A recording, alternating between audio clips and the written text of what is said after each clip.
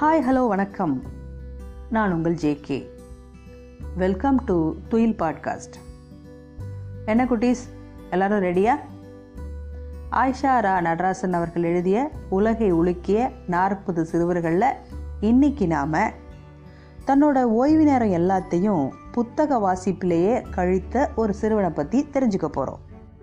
நரேந்திரநாத் தத்தா அப்படிங்கிறது தான் அவனோட முழு பேர். எல்லாரும் அவனை நரேந்திரா அப்படின்னு கூப்பிடுவாங்க. அவனோட அப்பா பேர் விஸ்வநாத தத்தா.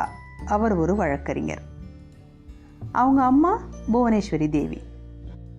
நரேந்திரனுடைய அம்மா ரொம்ப கண்டிப்பானவங்க. ஒரு மனிதனுக்கு ஒழுக்கம் மிக முக்கியம் அப்படின்னு சொல்லுவாங்க.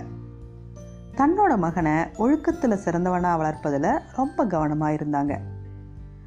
நம்மளோட புராணம் அப்புறம் இதிகாசங்களில் உள்ள தத்துவ கதைகளை நரேந்திரனுக்கு சொல்லுவாங்க. யோக பயிற்சியையும் அவனுக்கு அவங்க அம்மா தான் சொல்லி கொடுத்தாங்க. சின்ன வயசுலேயே நரேந்திரன் அதிகாலையிலேயே எழுந்துருவாங்க.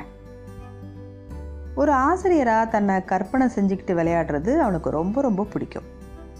அந்த அதிகாலை நேரத்தில் தன் முன்னால் ஒரு வகுப்பே இருப்பதாக கற்பனை செஞ்சுக்கிட்டு அவனுடைய ஆசிரியர் மாதிரியே ரொம்ப சத்தமாக பேசி நடிப்பான். மாலை நேரங்களில் வீட்டு தோட்டத்தில் உடற்பயிற்சி செய்வான். மரங்கள் மேலே ஏறுறதும் கிளைகளை பிடிச்சு தொங்கியவாறு தண்டால் எடுக்கிறதும் அவனுக்கு ரொம்ப ரொம்ப பிடிக்கும். ஒரு நாள் அவங்க அம்மாவோட கோயிலுக்கு போனான்.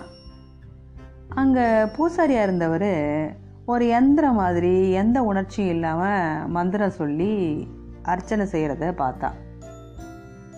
நேராக அவர் பக்கத்தில் போய் நின்று அந்த மந்திரங்களை ஏற்ற இறக்கங்களோட நரேந்திரன் சொல்லி காட்டினான்.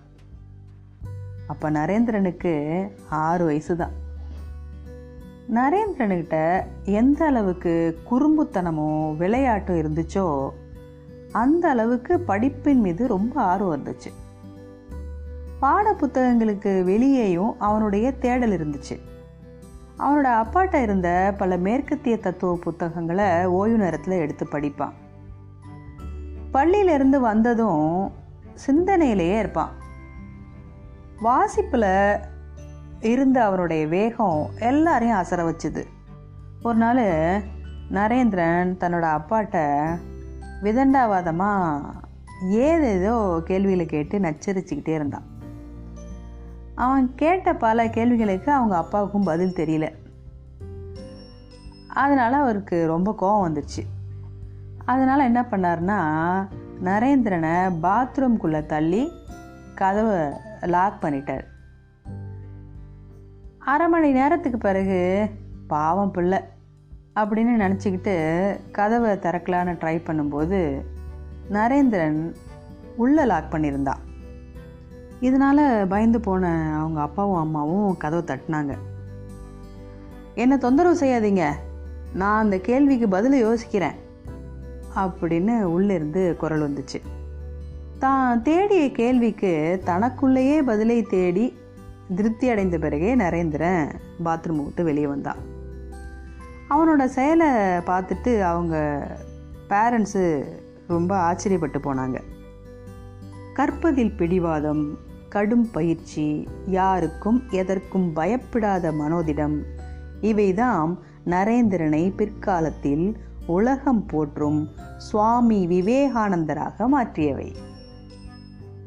மீண்டும் சந்திப்போம். நன்றி.